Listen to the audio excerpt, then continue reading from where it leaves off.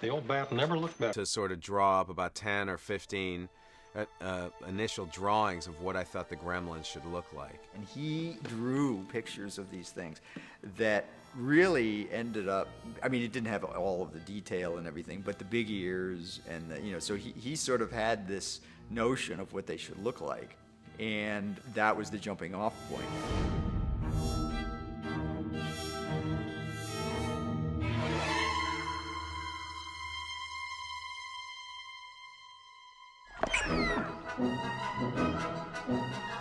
I had a couple of King Charles Cavalier Spaniels, and the only thing I asked Joe Dante to do was, can you make the fur look like my King Charles dogs? So when you really look at a Gizmo, he has the actual Blenheim fur of a King Charles Cavalier Spaniel.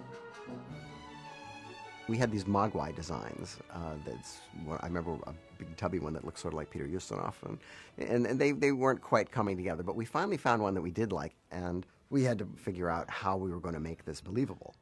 So we employed Chris Wayless, who had worked with us before, and we knew he was completely immersed in the animatronic world. I went down and sat down with Joe and Mike down at the offices they had at the time. And we just talked about it, talked about the realities, what were possible, what things were possible, what things were feasible. Parker? And action!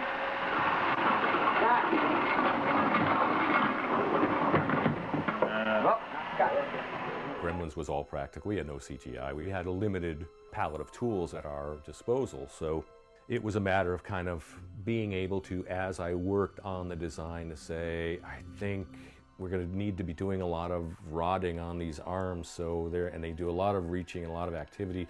So these guys need longer arms to do this stuff.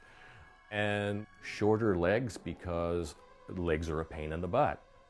They're really hard to do on a puppet. That's why most puppet movies are, waist up.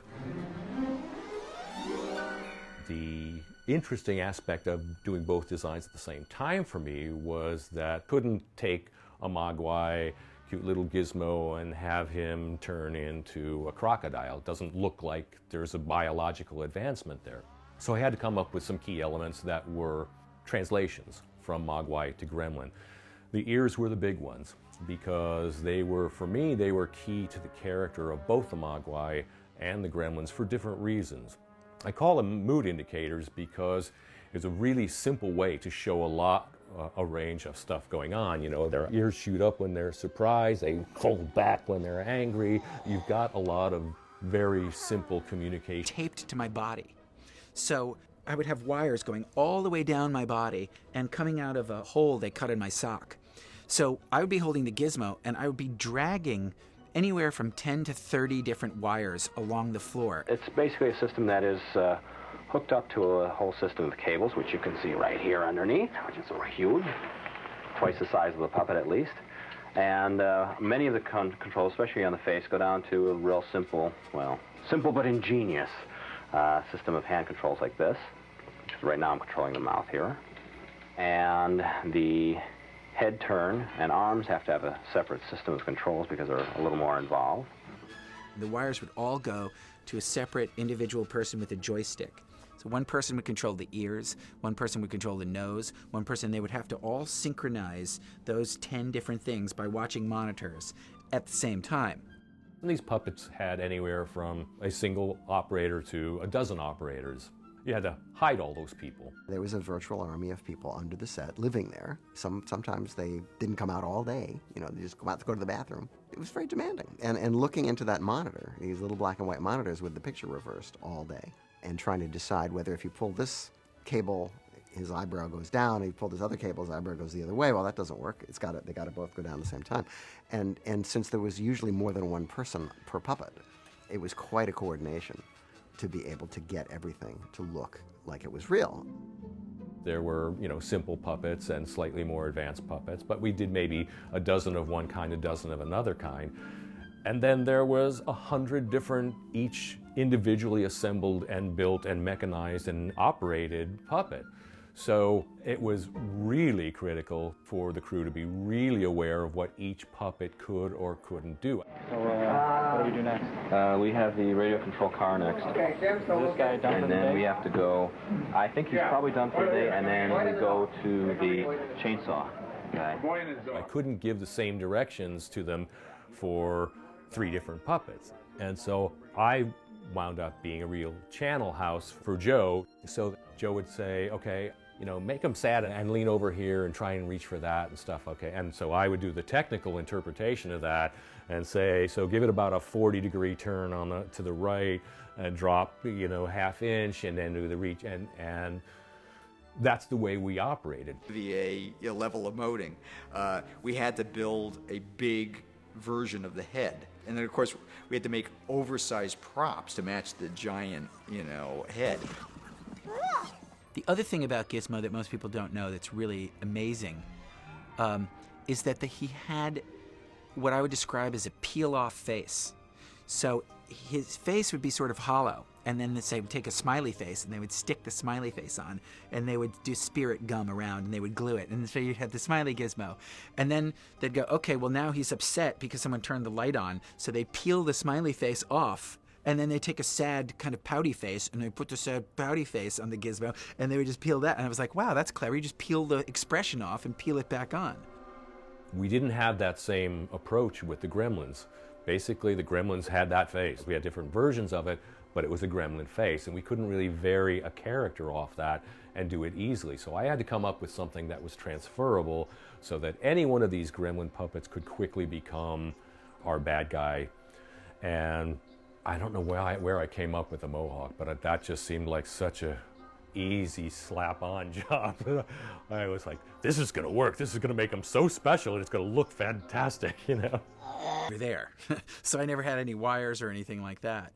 But I loved the movement of the Gremlins, even when in person when you were there. It was really amazing to see. But I remember Chris Walas always sort of treating Gizmo like he was his problem child. And that's because Gizmo was the most complicated and therefore would sometimes break down the most frequently. And when Gizmo broke, you could hear it. Like, he would turn and then you'd hear like, pa-ping, and like a spring would pop in his ear. And everybody eventually started to know what the sound was. And then Chris Walas would go, oh boy, hang on a second. And then he would look at Gizmo and he'd sort of look around the ear and he'd be like, nah, I don't know. Oh, geez. And as soon as we heard Chris say that, we're like, uh-oh. And I remember I turned to Hoyt one time and I was like, what do you think, 6 hours? He's like, I think more like 8 hours. And they'd be like, that's about a 7-hour delay. And we're like, we tied.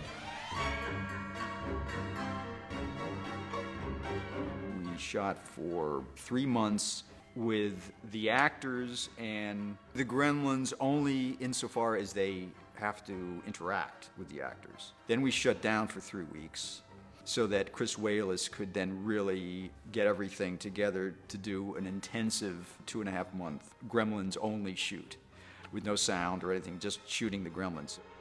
And it was maddening. It was just maddening because after you've been staring at these puppets for all this time, you just can't tell whether they're looking real or they're not looking real.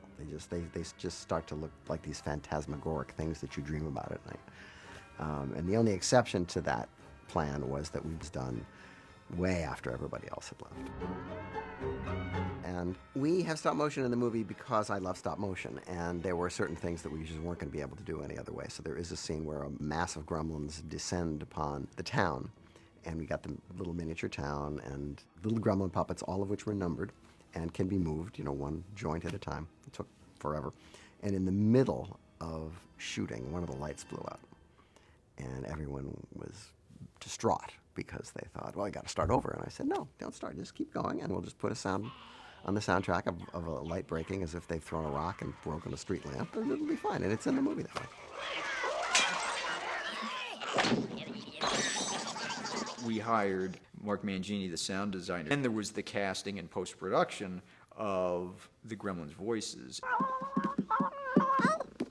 The voices were done in post-production, and it was largely Frank Welker and for most of the Gremlins and Howie Mandel for Gizmo. Frank Welker is the Mel Blanc of this day. He was the voice of everything you ever heard in every cartoon. In fact, I know he's the sound of Stripe. Looked like That's the sound that would come out of it, and it was fun. Fun! Actually, this is my real voice. I do this so people don't make fun of me. Neat! Joe said, I need somebody to play Gizmo. I said, I have some friends in the business. Let me look around. And he said, that's kind of it. That's kind of, the range we're looking for. And I said, I'll come in and try, but I really don't see me as Gizmo. I get there after the movie's already made. The magic was already there. I mean, I was just this little, I think I'm a condiment on this movie. You want your hamburger, but you go, it just needs mustard. This is the mustard. Because I had seen, when I finally, heard, Gizmo as voiced by Howie Mandel, that was Gizmo. That was going to be Gizmo as long as we could keep making Gremlin movies. If Joe ever has an inkling to bring Gizmo back, I know one guy that'll be there. That'll be me. Bye, Billy. Call me Joe. Call me Joe. Or call me Gizmo, Joe. Gremlins. The term Gremlins was kind of a forgotten kind of, reference to this World War II thing of them getting into airplanes and screwing up the works of airplanes. But now, when people say